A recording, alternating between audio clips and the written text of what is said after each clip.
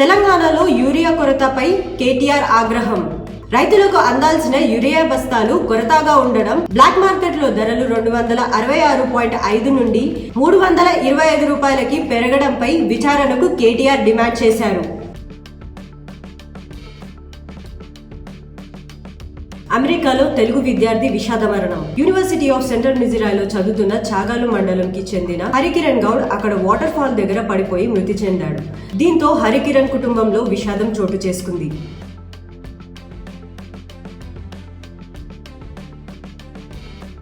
Bricks summit ప్రారంభం.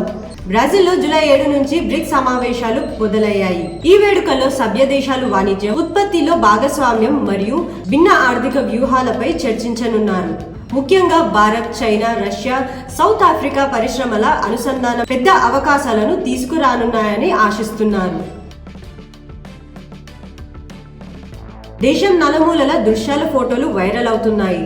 అమర్నాథ్ యాత్ర నుంచి బ్రెజిల్లో బ్రిక్స్ సదస్సు వరకు తెలంగాణలో మొహరం దృశ్యాలు, అమిత్ షా ప్రయత్నం మొదలైనవి డే ఇన్ పిక్స్ గా విడుదలయ్యాయి. ఎలన్ మస్క్ రాజకీయ కొత్త పార్టీ స్థాపన.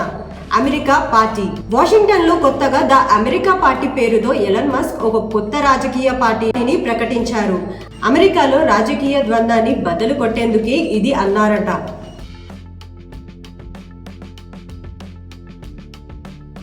కూలీ వర్సెస్ వార్ 2 బిగ్ ఆఫీస్ యుద్ధం రాబోతుంది. రజనీకాంత్ కూలీ సినిమా, అలాగే ఎన్టీఆర్, హృతిక్ వార్ 2 సినిమాలు ఒకే సమయానికి ఆగస్ట్ లో విడుదల కానున్నాయి. డిస్ట్రిబ్యూటర్స్ పెద్ద గ్యాంబుల్ లోకి వెళ్లారు.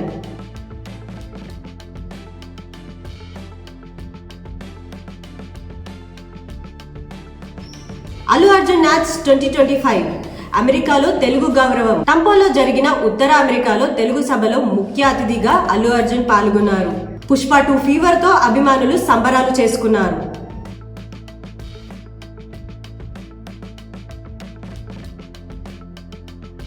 అమెరికాలో Allu Arjun style look viral అవుతుంది.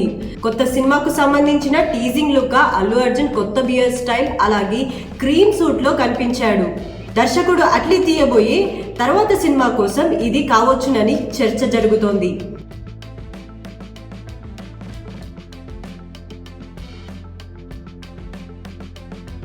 జనసేన ఎమ్మెల్యేలు ప్రజల మధ్యకి అడుగు పెడుతున్నారు.